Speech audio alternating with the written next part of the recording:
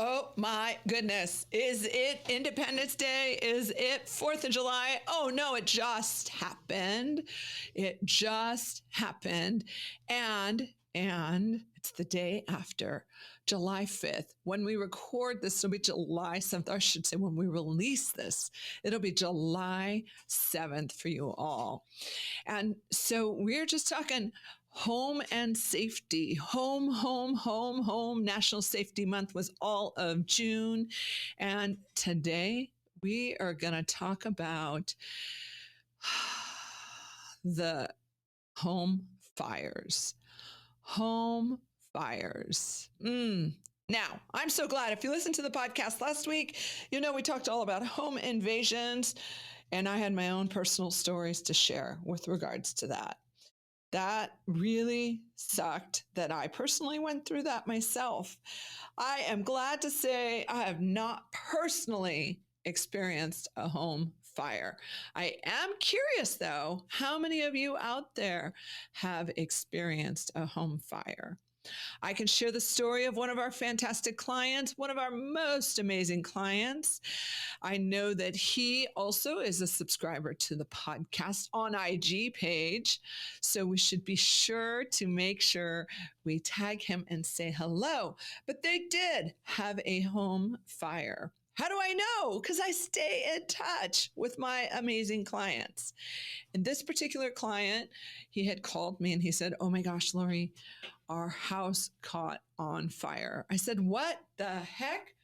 How did the house catch on fire?" A little outlet on the exterior of the house sparked. And before you knew it, it was all going up the side of the wall, into the house, into the kitchen, into the dining room. Smoke, fire. This is a beautiful house with a pool. We were just going into summer. They were just getting ready to do so much. And then that electrical fire happened. So I'm going to challenge you. When's the last time you looked at your electrical? When's the last time you checked those smoke detectors, carbon monoxide detector? When's the last time? Deferred maintenance, guys, it piles up. It makes your house do things you don't want to happen. You don't want it to happen. Here we go. We got some stats for you. It says, and unfortunately, nationally, around 20,000 fires happen around the 4th of July with 11,000 injuries, most of them fireworks related. This is from Captain Blaine Doman with Clark Coetzee Fire and Rescue. I'm just telling you, like, you all were out having fun. I'm in San Dimas. I'm going to tell you, San Dimas is a ghost town when it's 4th of July. Ghost town. So what's the great thing about that? I haven't had any experiences with any challenges of any fire induced injuries due to 4th of July fireworks. Now, I grew up for a short period of time in Glendora and then shifted over to El Monte. And well, now El Monte is a whole different story, right? They love their fireworks over there. And we used to do fireworks and more fireworks and more fireworks and more fireworks. And people would get injured. They would get so injured due to mishandling or just being super excited. And then, of course, the irresponsible decision of drinking too much while handling fire. Not a good idea. Doesn't make great sense.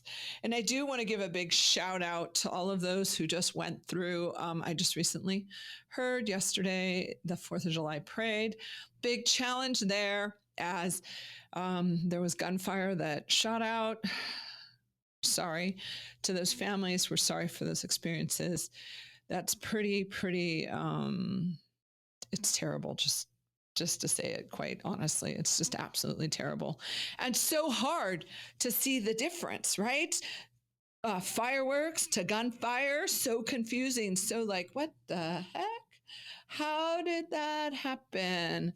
Right? Can happen, does happen, and causes lots of injuries. And that particular group at the parade had lots of injuries. There was lots and lots of injuries. So we're praying for those families and for everything that happened over there as well. But let's get back to your home, right?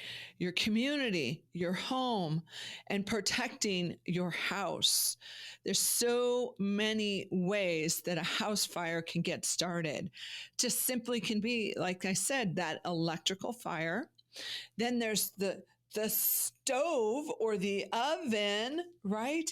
Any of that stuff can happen so that you're like, what did just happen? How did that happen? And before you know it, your house is up in smoke. Before you know it. So I would share with you this. I was a young girl once, and I was attempting to cook as a young girl. And when I was attempting to cook, for whatever reason, I picked up that pot, and I don't know what I was thinking, but I just picked it up and I laid it right on my hand, and my hand was on fire. Not literally on fire. It was burnt to a crisp. It was one of the most, it was just felt absolutely terrible. My hand was just in really, really bad shape for many days thereafter, aside from the emotional effect of me saying, like, well, I don't think I want to do that ever again. Must be why I don't cook to these days. No, I'm serious. But anyways, right? Who knows what it is or how it happens? And the reality is a house fire can start from any way.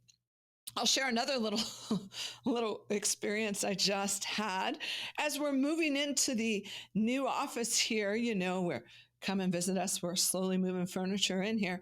Anyways, as we're moving into the new office here, I decided to bring, what's here? The crystal ball. For all of you that are watching us on the YouTube station, you can see the crystal ball is here. And in the transport of the crystal ball, who would have known that this would happen? I was so excited. I was like, I'm going to bring the crystal ball to the office. It was 102 outside. I put the top down in the car and laid the crystal ball right on my seat in my car, right on my seat. Made great sense, right? Top down, I parked and I returned a few text messages. That's how quick it can happen, people. I just parked and returned a few text messages. And before I knew it, I was like, Nolan, do you smell that? Do you smell it? And then I was like, the heck is that? And I saw a man standing down the way from me, and I was like, well, I wonder where that man is. Man, he must be smoking a cigarette. He's awfully far away for me to smell that. And then I look to my right, and in my passenger seat, under my beautiful crystal ball, comes smoke. I was like, what the heck? What is happening? Well, I don't think I need to say anymore. As you all know, what happened? My beautiful, custom, ordered, built just for me interior got a little bit of a sparkle spoke. Yeah, it caught on fire. I poured some water on it just to be sure because I wasn't sure what was happening, and realized that I burned a hole right in my beautiful interior. So guys, it's that easy. A fire can start in less than seconds. Right? And the only thing that allowed me to have an awareness of it was the fact that I was awake and smelling it. What if you're sleeping? What if you're sleeping? That's why you need those smoke detectors. I know they beep, beep, beep. And everyone goes, oh, never mind. They're beeping, and they take them down and never put the batteries back in them. Don't do that. Put the batteries in them. It's so important that you make sure you're prepared to protect your family and your home with smoke detectors and carbon monoxide. Make it a habit every Christmas, every 4th of July, whatever it be. Change out the batteries just once a year. Then you'll avoid that beeping through the house and that noise. Just change out the batteries. It's that easy. So what would you do if there was a fire in your house? Are you prepared? Do you know what to do? Do you know what you need? Do you have a fireproof safe?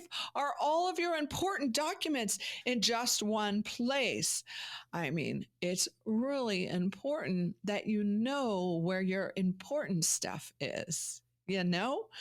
I have a transaction I'm doing currently right now, and they're having such a hard time because they lost the trust. And the company who made the trust out of business. So they got to figure out where the trust is. They're trying to get a hold of it. We're helping them the best that we can. And that's, again, one of those important documents that you might have in your house. Do you have them put away in a fireproof safe? Do you have them put away? From what I hear, if you have a freezer, you can put documents in there, and that freezer will withstand fire. Don't hold me to it, but that's what I've been told. So, what are you doing to be sure that you're prepared within your house to make sure you have everything ready to go? Because fire is something that happens, and it's unexpected, and it's quick, and it moves quickly. And I will tell you, back to that family that had their fire in their house, it wasn't even the fire that destroyed their house. It was the smoke that came from that fire. That smoke filled up their whole house. Their insurance company literally had to relocate them out of their house for a year. So that's why I was helping them find another place to hang out for a year until their house was remodeled and ready for them to safely live there again.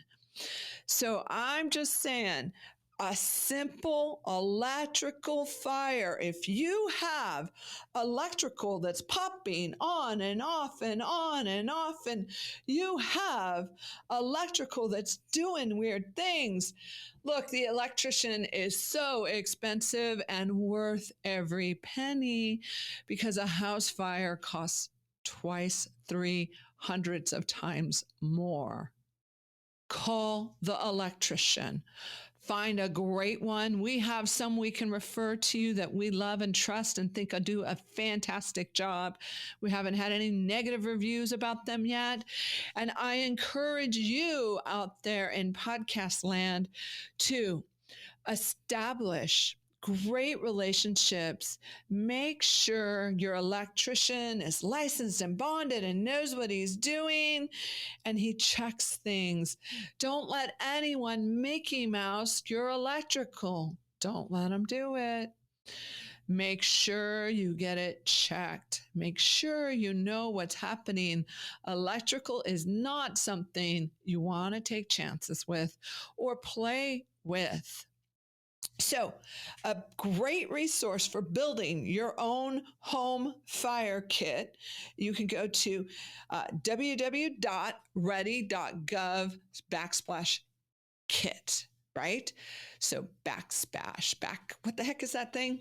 Backsplash, whatever it is. Anyways, you all get it. www.ready.gov, little line, kit. It was 4th of July, and I know you all were out there having a blast. Nolan, what'd you do for 4th of July? Because Mom didn't do a thing. I was at a hangar out with my girlfriend. Oh, what did you do at the hangar? We were just hanging out with a couple of her parents' friends. It was at Cable Airport. How fun. Cable Airport over in Upland, California. And Nolan, why were you at that airport? Why at the airport? One of their friends owns like a little hangar over there, and they're setting off fireworks. So it's a safe place to set off fireworks, huh?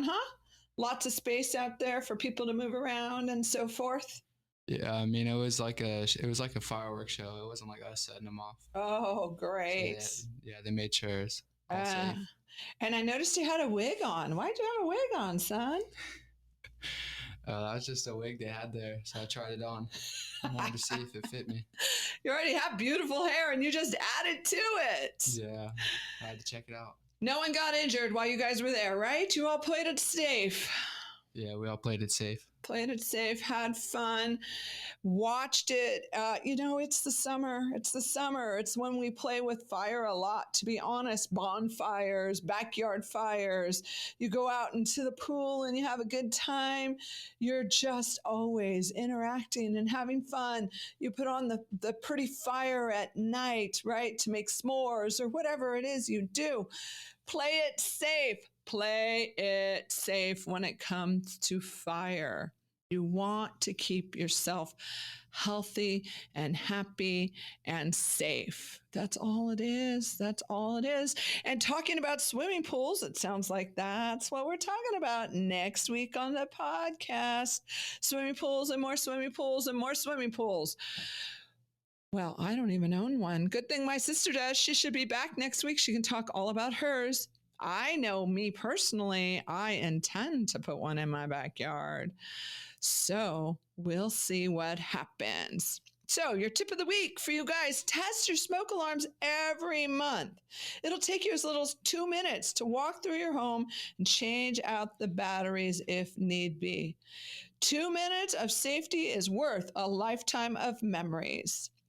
So you guys, thanks for tuning in. We had so much fun. This was short and sweet for you because fire is just that. It is short and sweet. You want to make sure while you're lighting up your life, you're doing it safely. Thank you again. Fantastic, fantastic week. Make sure you get out there and you make sure your house is safe for the holidays. Safe, be prepared, because you never know what someone's going to do. Have your first aid kit handy, and then have your emergency house kit ready, and then an emergency plan when something happens. Take the time to sit down with the family and have a family conversation about, hey, if this were to happen, this is what we will do, so that everyone's on the same page. Businesses have fire plans. Why don't you, homeowners? You should have your fire plan too. It's Lori Alvarez. Keep yourself hot and sparkly and safe.